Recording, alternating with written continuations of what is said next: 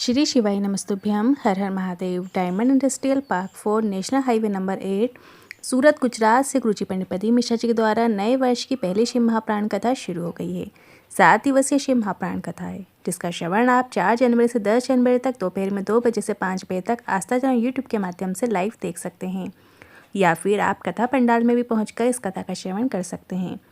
आज तीसरे दिन की कथा में गुरुजी ने इन उपायों की विशेष जानकारी दी है। यदि पति पत्नी का तलाक होने वाला है या तलाक होने तक बात पहुंच गई है, कोर्ट कचहरी चल रही है, तो उसमें किए जाने वाले विशेष उपाय की जानकारी दी है। दूसरा, मन में बुरे ख्याल आते हैं, उसे दूर करने के लिए एक नए उपाय की जानकारी दी है। तीसरा, कनेर पुष्प के एक नए उपाय की भी आज की कथा में गुरुजी ने जानकारी दी है। उस उपाय से क्या होगा वो सब हम आज के इस वीडियो में जानेंगे। साथ ही गुरुजी की पुस्तक में दिए गए विशेष उपायों की भी जानकारी आज के इस वीडियो में आपको प्राप्त होगी। और कल 7 जनवरी माघ बुधवार का दिन है, तो इस दिन किए जाने वाले उपाय की भी जानकारी आपको प्राप्त होगी। आज 6 जनवरी तीसरे दिन की श्री शिव महाप्राण कथा में गुरुजी ने कुल 14 उपाय पत्र उपयोगी जानकारियाँ दी हैं। सभी जानकारी आपको इस छोटे से वीडियो से प्राप्त होगी। किसी कारणवश यदि आपने आज की कथा नहीं सुन पाए हैं तो बढ़ते हैं आज की कथा की पहली जानकारी की ओर। गुरुजी ने कहा, गाड़ी, बंगला, जेवरात, सोना चांदी, माणिक मिलना आसान है, वैकुंठ का वास मिलना सरल है, घर में गाड़ी मिलना सरल है, पर शिव महाप्राण कथा कहती है काशी का वास और शिव महाप्राण कथा मिलना बहुत ही कठिन है। जब तक भगवान शिव की कृपा ना हो तब तक आपको ये प्राप्त नहीं हो सकता। बढ़ते हैं आज की कथा की दूसरी जानकारी की ओर। शिव महाप्राण कथा कहती है 24 घंटे में एक पल ऐसा होता है जब सरस्वती मैया आपकी जिह्वा पर आकर बैठ जाती हैं और आपकी वाणी सत्य हो जाती है। आप जो भी बोलते हो वो सत्य हो जाता है, पर ये किसी को नहीं पता होता कि वो कौन सा पल होता है जब सरस्वती मैया आकर आपकी जिह्वा पर बैठ जाती हैं। इसलिए हमेशा भगवान का नाम जाप और अच्छे वचनों का उपयोग करना चाहिए। अगर आप अपने लिए भी कभी कुछ गलत बोल देते हैं तो आपके साथ वैसा हो सकता है। इसलिए हमेशा कुछ गलत बोलने से पहले आपको सोच लेना चाहिए और सबके लिए अच्छा बोलना शुरू कर देना चाहिए। बढ़ते हैं आज की कथा की तीसरी जानकारी की ओर। भीड़ में 2 चीज़ें ज़रूर मिलती हैं, एक है धक्का और दूसरा है धोखा। संसार की भीड़ में चलोगे तो धक्का भी मिलेगा, धोखा भी मिलेगा, पर धर्म में धक्का मिल सकता है पर धोखा नहीं मिल सकता। शंकर भगवान पर जल चढ़ाने वाले के साथ धोखा नहीं हो सकता। शंकर भगवान का नाम जाप करने वाले के साथ धोखा नहीं हो सकता। शंकर भगवान की भक्ति धारण करने वाले के साथ धोखा नहीं हो सकता। अगर धोखा हुआ है तो एक दिन वो व्यक्ति आपके पास आकर माफ़ी ज़रूर मांगेगा, ये निश्चितता है। बढ़ते हैं आज की कथा की चौथी जानकारी की ओर। गीता बेन, पुष्पा बेन, मीना बेन, चेतना बेन, हम चारों ने अपने छोरा छोरी की शादी के लिए कथा पंडाल में बैठकर कथा सुनी और बाबा ने सुन ली और हम चारों के छोरा छोरी की शादी हो गई है। इसलिए हम चारों एक पत्र में लिख कर बता रहे हैं। यह पत्र एक बिंदी के पेपर में लिखा हुआ था। बढ़ते हैं आज की कथा की 5वीं जानकारी की ओर। कपिल कुमार भाटी जी पत्र लेकर आए, लिखती हैं 14 वर्ष से नौकरी के लिए परीक्षा देता था पर 1-2 नंबर से रह जाता था। मेरी माँ ने मेरे लिए 5 पशुपतिनाथ व्रत किए। मैंने उज्जैन की कथा पंडाल में बैठकर सुनी, मेहनत में अधिकता की और भगवान ने मेरा 14 साल का वनवास तोड़ दिया और शिक्षक पद में मेरी नौकरी लग गई है। उसी का आभार व्यक्त करने आया हूँ। बढ़ते हैं आज की कथा की 6वीं जानकारी की ओर। मंजू जी पत्र लेकर आई, लिखती हैं मेरी माता और पड़ोसी ने पशुपतिनाथ व्रत करने को कहा। आपके बताए अनुसार पशुपतिनाथ व्रत किया, पंडाल में कथा सुनी और बाबा की कृपा से गवर्नमेंट जॉब लग गई है। उसी का आभार व्यक्त करने आए हैं। बढ़ते हैं आज की कथा की 7वीं जानकारी की ओर। शिव महाप्राण की कथा कहती है संसार का कोई भी व्यक्ति व्रत नहीं कर सकता। शिव महाप्राण की कथा कहती है जब तक भगवान ना चाहें तब तक आपका व्रत पूर्ण नहीं हो सकता। अगर व्रत पूरा हो रहा है तो इसका मतलब है भगवान ने चाहा है, नहीं तो आपके व्रत में किसी न किसी प्रकार का विघ्न आना निश्चित है। बढ़ते हैं आज की कथा की 8वीं जानकारी की ओर। एक है दूर्वा और एक है बेलपत्र और एक है कनेर का पुष्प। गुरुजी ने कहा, कई बार ऐसा होता है कि मेरा बेटा कहीं जा रहा है, कहीं उसके साथ कुछ गलत ना हो जाए। मेरे पति कहीं जा रहे हैं, ऐसा लगता है मन में कि कहीं उनके साथ कुछ गलत ना हो जाए, या कहीं शादी की बात चल रही है, कहीं कुछ गलत ना हो जाए, या आपके मन में कोई दुविधा चलती रहती है कि कहीं कुछ गलत ना हो जाए। इस तरीके के नेगेटिव थॉट्स आपके मन में आ रहे होते हैं तो आपको एक सरल और आसान उपाय करना है जो आज की कथा में गुरुजी ने बताया है। इस विशेष उपाय की जानकारी दी है। शंकर भगवान को प्रदोष के दिन ये 3 चीज़ें ज़रूर अर्पित करना चाहिए, चाहे वो प्रदोष कृष्ण पक्ष की हो चाहे शुक्ल पक्ष की हो। कोई भी प्रदोष यदि आ रही है तो उस बीच में आपको ये उपाय करना चाहिए। 3 चीज़ें विशेष क्रम से आपको चढ़ाना है, दूर्वा, बेलपत्र और कनेर का पुष्प, बस इतना ही करना है। अगर लगता है कि स्वप्न गलत आ रहे हैं, गंदे भाव आते हैं, पूजन में भी बैठते हैं तो गलत गलत विचार आपके मन में आ रहे होते हैं, तो आपको ये 3 चीज़ें जो अर्पित की हैं उनमें से एक दूर्वा को आपको प्राप्त करके अपने घर ले आना है और प्रदोष काल में उसको चबा चबा कर खा लेना है। बस आपको इतना ही करना है। करके ज़रूर देखिएगा। आपके गलत विचार, आपकी जो नेगेटिविटी आपके मन में आ रही होती, गलत धारणा आपके मन में आ रही होती, वो आपकी दूर होती है, ये निश्चित है। सिर्फ आपको ये 3 चीज़ें अर्पित करना है। एक दूर्वा, एक बेलपत्र और एक कनेर का पुष्प प्रदोष के दिन प्रदोष काल में अर्पित कीजिएगा और दूर्वा को उठाकर आपको ले आना है और चबा चबा कर आपको प्रदोष काल के समय खा लेना है। प्रदोष काल वही समय होता है जब हल्का उजाला हल्का अंधेरा होता है, जैसे कि हम आपको हर वीडियो में बताते हैं, समझाने का प्रयास करते हैं, पर हम बार बार इसलिए बताते हैं, कई नए व्यूअर्स होते हैं जिन्हें नहीं पता होता है कि भाई प्रदोष काल किस टाइम पड़ता है, इसलिए हर वीडियो में बताना हमारा ज़रूरी होता है।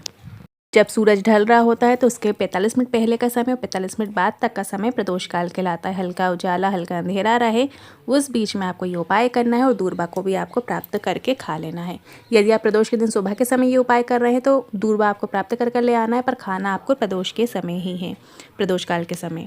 बढ़ते हैं अगली 9वीं जानकारी की ओर। अगर आपका पति या घर का कोई सदस्य या लड़का या लड़की जिसका तलाक हो रहा है और दोनों का कहीं ना कहीं थोड़ा भी स्नेह है, दोनों में से किसी भी एक का भी यदि स्नेह है और दोनों में कोई एक ठान ले कि मैं प्रेम से अपनी पत्नी के साथ रहूँगा या पति के साथ रहूँगी, दोनों में से किसी एक का भी यदि मन है कि मैं आगे का जो जीवन है वो मैं साथ बिताऊँगी, प्रेम के साथ रहूँगा, इस तरीके से यदि मन में आता है या कोई बहकावे के कारण गलत कदम उठा भी रहा है, तो आप ये विशेष उपाय करें ताकि उसकी बुद्धि सही दिशा की ओर अग्रसर हो। हरि और हर का नाम लेकर आपको ये उपाय करना होता है। हरि और हर का नाम लेकर आपको ये उपाय करना है। एक मोली लेना है, जैसे जो लाल पीला धागा होता है जो हम पूजा के समय बांधते हैं वो लेना है आपको। उसको चाहे आटी कहते हैं, नाड़ा कहते हैं, मोली कहते हैं, तो आपको वो ले लेना है। और नंदी का जो चरण उठा हुआ होता है, आप देखेंगे शिवालय जाएंगे तो नंदी का एक चरण आप उठा हुआ देखेंगे और एक चरण आपका पीछे की ओर होता है।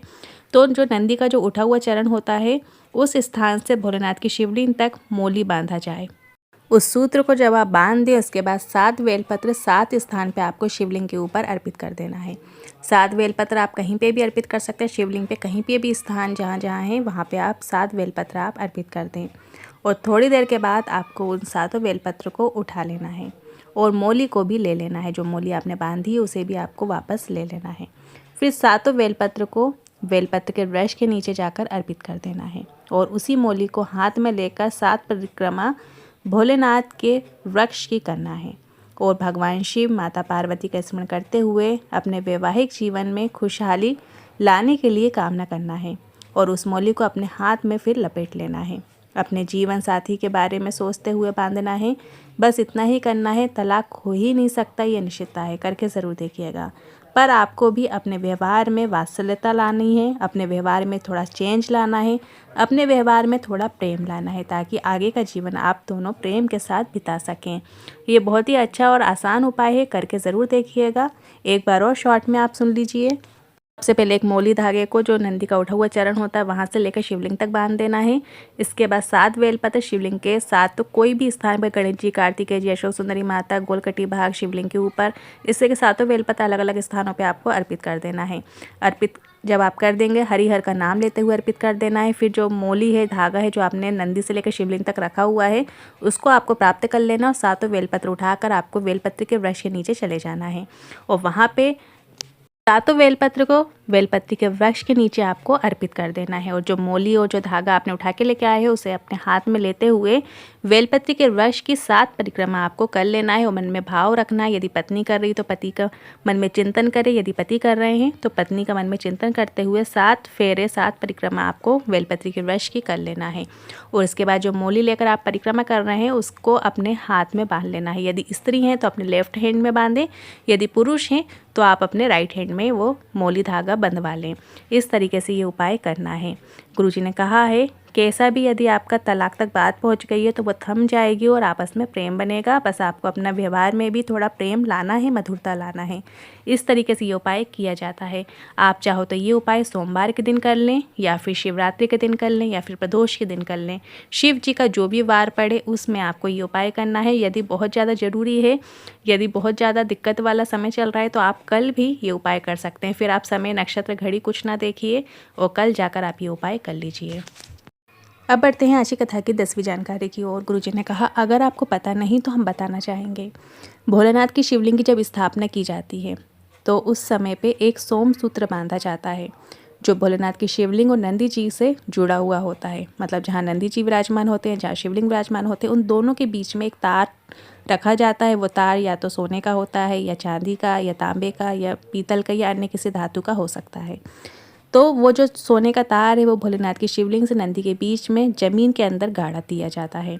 ऐसा क्यों किया जाता है? अगर कोई भोलेनाथ के मंदिर में अंदर भी नहीं जा पा रहा है पर बाहर से ही नंदी के पास खड़े होकर अपनी कामना कहता है तो वो भी भोलेनाथ तक पहुंच जाती है और भोलेनाथ उसे पूर्ण कर देते हैं। बढ़ते हैं आज की कथा की 11वीं जानकारी की ओर। हनुमान जी के भाई गतिमान से जुड़े विशेष उपाय की जानकारी देते हुए कल की कथा में गुरुजी ने बताया था कि जिसकी फैक्ट्री नहीं चलती है, दुकान नहीं चलती है, तो हनुमान जी के उल्टे चरण से सिंदूर प्राप्त किया जाता है।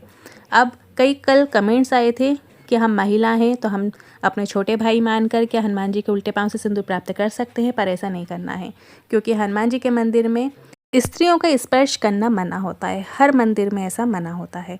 तो आप किसी विद्वान जन जो वहाँ पे सेवा में लगे रहते हैं, पंडित जन जो सेवा में लगे रहते हैं, आप उनसे भी उल्टे पाँव का सिंदूर आप प्राप्त करवा सकते हैं। और या फिर आप अपने ही घर में जो पुरुष हैं उनसे आप जाकर ये उपाय करने को कह सकते हैं, तो वहाँ से प्राप्त करके ला सकते हैं। तो हनुमान जी के जो उल्टा चरण होता है वहाँ से आपको सिंदूर प्राप्त करना है और गतिमान भाई का नाम लेते हुए आपको वो सिंदूर प्राप्त किया जाता है। और फिर वही जो सिंदूर आपने एक कागज़ में यदि प्राप्त किया है या कोई पत्ते पर आपने प्राप्त किया है तो उस सिंदूर से जहाँ फैक्ट्री वाला स्थान है, ये व्यवसाय है, दुकान है आपकी, या फिर जहाँ से भी आप व्यापार करते हैं वहाँ पर उस सिंदूर की बिंदी लगा दी जाती है गतिमान हनुमान का नाम लेते हुए, उनका स्मरण करते हुए। तो कितनी भी यदि दुकान, फैक्ट्री, व्यवसाय आपका डूब रहा होता है, ठीक से चलता नहीं है, तो वो चलना शुरू हो जाता है, ये निश्चितता है। ये आप मंगलवार के दिन या फिर शनिवार के दिन भी आप ये विशेष उपाय कर सकते हैं। इसके बाद गुरुजी की जो आगामी शिव महाप्राण कथा है उनकी एक बार कार्यक्रम देख लेते हैं। इस कथा के बाद गुरुजी की जो अगली शिव महाप्राण कथा है वो 16 जनवरी से 22 जनवरी बड़ौदा गुजरात में होने जा रही है। फिर 27 जनवरी से 31 जनवरी सतुआ बाबा सेवा शिविर में उत्तर प्रदेश में माघ मेले के पावन अवसर पर यह शिव महाप्राण कथा होगी। फिर नांदेड़ में 5 फरवरी से 9 फरवरी शिव महाप्राण कथा का आयोजन रखा गया है। फिर डबरा मध्य प्रदेश में 11 फरवरी, 12 फरवरी, 13 फरवरी, इन 3 दिन की जो शिव महाप्राण कथा रहेगी ये डबरा मध्य प्रदेश में रहेगी। फिर 14 फरवरी से 20 फरवरी सीहोर कुबेश्वर धाम में रुद्राक्ष महोत्सव मनाया जाएगा जो कि महाशिवरात्रि के पावन अवसर पर होगा, जिसमें लाखों रुद्राक्षों को अभिमंत्रित किया जाता है और वही रुद्राक्ष फिर हमें वर्ष भर प्राप्त होते हैं। और रुद्राक्ष वितरण से जुड़ी भी आपको जानकारी दे देते हैं। रुद्राक्ष वितरण जो है वो 15 जनवरी से बंद हो जाएंगे। तो जिनको रुद्राक्ष की आवश्यकता है वो कुबेश्वर धाम जाकर अभी अपना रुद्राक्ष प्राप्त कर सकते हैं, क्योंकि 15 जनवरी से फिर रुद्राक्ष वितरण बंद हो जाएंगे, आपको रुद्राक्ष नहीं मिलेंगे। अब बढ़ते हैं गुरुजी की जो पुस्तक है उसमें गुरुजी ने जो जानकारियाँ दी हैं उसकी एक झलक देख लेते हैं। श्री शिवाय नमस्तुभ्यम मंत्र का जाप क्या होता है, श्री शिवाय नमस्तुभ्यम मंत्र से क्या होता है, इसका प्रभाव कितना होता है, ये हम आज की इस वीडियो में जानेंगे। इसमें लिखा हुआ है कि हमेशा भक्तों से भगवान शिव को जल अर्पित करने के साथ श्री शिवाय नमस्तुभ्यम मंत्र का जाप करने को कहते हैं। भगवान भोलेनाथ का यह मंत्र शिव महाप्राण का मंत्र है। शिव महाप्राण में इस मंत्र को दिया गया है। इसे महामृत्युंजय मंत्र के समान ही प्रभावशाली माना जाता है। श्री शिवाय नमस्तुभ्यम का अर्थ है भगवान श्री शिव को मैं नमस्कार करता हूँ। और यह भी माना जाता है कि एक बार इस मंत्र का जाप करने से 1000 महामृत्युंजय मंत्र का जाप करने का फल प्राप्त होता है। जीवन में सुख, शांति, धन, समृद्धि श्री शिवाय नमस्तुभ्यम मंत्र के जाप से मिलता है। इसके साथ ही जीवन में जो आने वाली सारी बाधाएं होती हैं वो हट जाती हैं। यदि आप श्री शिवाय नमस्तुभ्यम मंत्र का स्मरण करते हैं, जाप करते हैं, तो आने वाली जो बाधाएं होती हैं वो भी हट जाती हैं। और किसी भी शुभ कार्य को शुरू करने से पहले इस मंत्र का जाप उस कार्य में सफलता प्रदान करने वाला बताया गया है। साथ ही यदि बीमारी है, बीमारी और किसी भी प्रकार के रोग के दौरान इस मंत्र का जाप करना भी स्वास्थ्य के लिए काफ़ी लाभदायक है। भगवान शिव को प्रसन्न करने के लिए इस मंत्र का जाप हमेशा स्नान के बाद भगवान के सामने बैठकर शुद्ध मन से करना चाहिए। मंत्र के जाप के दौरान आप ऊन या कुशा के आसन का उपयोग कर सकते हैं। वैसे तो श्री शिवाय नमस्तुभ्यं मंत्र का जाप किसी भी समय कर सकते हैं, लेकिन ब्रह्म मुहूर्त और प्रदोष काल के समय इसका जाप करना सबसे उत्तम माना जाता है। जैसा कि गुरुजी हमेशा अपनी कथाओं में भी बताते हैं, जैसे शाम के समय, प्रदोष काल के समय जब अपने ही घर में आप दिया प्रज्वलित करते हैं तो वहाँ सामने बैठकर कम से कम 108 बार आप श्री शिवाय नमस्तुभ्यं मंत्र का जाप ज़रूर किया करें। उससे आपको एक बल मिलेगा, सकारात्मक ऊर्जा आपके अंदर प्रवेश करेगी और आपके काम धीरे धीरे जो हैं वो बनने लगेंगे, या जिस काम में आपका मन नहीं लगता है उसमें आपका मन भी सुचारू रूप से चलेगा और आपको जीवन में अग्रसर होने का बल आपको प्राप्त होता है। या बेलपत्री के वृक्ष के नीचे जब आप बैठें तो वहाँ पे भी जाके आप श्री शिवाय नमस्तुभ्यं मंत्र का जाप ज़रूर किया करें। 108 बार कम से कम किया करें। इससे भी आपको परम लाभ प्राप्त होगा और आपका जीवन मंगलमय होगा। और सोमवार और प्रदोष के दिन भगवान शिव को जल अर्पित करते समय रुद्राक्ष माला से 108 बार इस मंत्र के जाप से 1,08,000 बार महामृत्युंजय मंत्र के जाप का फल आपको प्राप्त होता है। ऐसा गुरुजी के इस किताब में दिया हुआ है। यदि आप जैसे प्रदोष का दिन आता है, महीने में 2 प्रदोष आती हैं, चाहे शुक्ल पक्ष की हो चाहे कृष्ण पक्ष की हो, और या फिर सोमवार का दिन हो, इन दिनों में यह भगवान शिव का जो विशेष वार होता है उनमें यदि आप भगवान शिव को जल अर्पित करते हैं 1 कलश, और उसके बाद रुद्राक्ष की माला से 108 मनके से आप श्री शिवाय नमस्तुभ्यं मंत्र का जाप करते हैं, 108 बार श्री शिवाय नमस्तुभ्यं बोलते हैं, तो आपको 1,08,000 बार महामृत्युंजय मंत्र के जाप का फल आपको प्राप्त होता है। कितना महत्व है इसका। जिस प्रकार एक कुम्हार को घड़ा बनाने के लिए मिट्टी अत्यधिक आवश्यक है, उसी प्रकार कई भक्त महादेव को प्रसन्न करना चाहते हैं, उनका प्रेम पाना चाहते हैं और उनके हृदय में अपना स्थान प्राप्त करना चाहते हैं, तो इस मंत्र का जाप ही एकमात्र मार्ग है। यहाँ तक कि लिंग पुराण में भी यह वर्णन किया गया है कि अगर ब्रह्मांड के 33 कोटि देवी देवताओं को अगर शिव को प्रसन्न करना होता है तो वे भी श्री शिवाय नमस्तुभ्यं मंत्र का जाप कर शिव को प्रसन्न करते हैं। तो श्री शिवाय नमस्तुभ्यं मंत्र की ये महिमा है। अब अद्भुत मंत्र के फायदे। चाहे कोई भी समस्या हो, या व्यवसाय से संबंधित हो, या नौकरी से संबंधित हो, या पढ़ाई से संबंधित हो, या शरीर से संबंधित हो, या किसी और विषय से संबंधित हो, तो इस मंत्र का जाप दिल से करने से समस्याओं का निवारण होता है। और अगर समस्या का निराकरण नहीं होता है तो कम से कम उस समस्या के निवारण की दिशा में व्यक्ति को एक राह दिखती है, ज़रूर राह दिखती है। अगर आप दिल से, हृदय से शिव जी को पुकारते हैं, श्री शिवाय नमस्तुभ्यं मंत्र का जाप करते हैं, तब आपको एक राह ज़रूर दिखती है। इसके साथ ही विद्यार्थियों के लिए भी, अगर वो परीक्षा देने जा रहे हैं और अगर वह एक चावल का दाना अपने हाथ में रखकर श्री शिवाय नमस्तुभ्यं मंत्र का जाप करके परीक्षा देने जाता है, और उस एक दाने चावल का महत्व इतना होगा कि वह परीक्षा में अपनी चेतना को स्थिर रखकर आपको सफलता की ओर अग्रसित करेगा। और अगर किसी व्यक्ति को एकदम से दिल की बीमारी उठती है या वह बेहोश हो जाता है, तो 1 कलश में जल भरकर उसमें रुद्राक्ष डालकर श्री शिवाय नमस्तुभ्यं मंत्र का जाप कर उस जल को पीड़ित व्यक्ति को पिला देना चाहिए। किताब में इतना लिखा है कि इस मंत्र का इतना प्रभाव है कि वह उस व्यक्ति को तुरंत चेतना में ले जाता है। इस तरीके से श्री शिवाय नमस्तुभ्यं मंत्र की महिमा और उसके फायदे इस किताब में दिए गए हैं, जैसा कि आप वीडियो में भी देख सकते हैं। साथ ही कल 7 जनवरी माघ बुधवार का दिन है, तो इस दिन आप एक घी का दिया भोलेनाथ के मंदिर में शाम के समय ज़रूर प्रज्वलित कीजिएगा। जो व्यक्ति गणेश चतुर्थी के दिन, मतलब जैसे आज संकट चौथ है, तो आज भी आपको ये दिया एक भोलेनाथ के मंदिर में जाकर प्रज्वलित करना है। या फिर आप आज नहीं कर पा रहे हैं तो कल 7 जनवरी माघ बुधवार का दिन है, बुधवार का दिन भी गणेश जी को समर्पित होता है, तो इस दिन भी आप एक घी का दिया गोलबाती का आपको शिवालय में शिव जी के सामने प्रज्वलित करना होता है, श्री शिवाय नमस्तुभ्यं मंत्र का जाप का स्मरण करते हुए। तो आपके घर में धन धान्य की कमी नहीं होती है और कुबेर भंडारी आपका भंडार भरते हैं। तो ये दिया आप या तो आज के दिन प्रज्वलित कीजिए शिवालय में जाके, या फिर आप आज नहीं कर पा रहे हैं किसी कारणवश, तो आप कल के दिन 7 जनवरी माघ बुधवार में भी ये विशेष उपाय कर सकते हैं और अधिक से अधिक लाभ प्राप्त कर सकते हैं। साथ ही आपको एक दूर्वा गणेश जी के स्थान पर ज़रूर अर्पित करना चाहिए। जो विशेष दिन बनाए गए हैं उनमें आप एक दूर्वा ज़रूर अर्पित करें। शिवलिंग को यदि आप एक दूर्वा अर्पित करते हैं तो आपकी जो आयु होती है वो बढ़ती है, या आपकी जो स्वास्थ्य से चल रही समस्याएं होती हैं वो दूर होती हैं, आप निरोग रहते हैं। या गणेश जी के स्थान पे जो शिवलिंग पे अगर आप उत्तरी मुख होकर खड़े होते हैं या बैठते हैं तो राइट हैंड साइड में जो गणेश जी का स्थान होता है वहाँ पे भी एक दूर्वा अर्पित कर सकते हैं। या फिर जो गणेश जी की मूर्ति शिवालय में विराजमान होती है वहाँ पर भी जहाँ सूंड जिस साइड मुड़ी होती है उस साइड आपको एक दूर्वा ज़रूर अर्पित करना चाहिए। गणेश जी एक दूर्वा से अति प्रसन्न हो जाते हैं, तो गणेश जी को प्रसन्न करने के लिए एक दूर्वा ज़रूर अर्पित करें।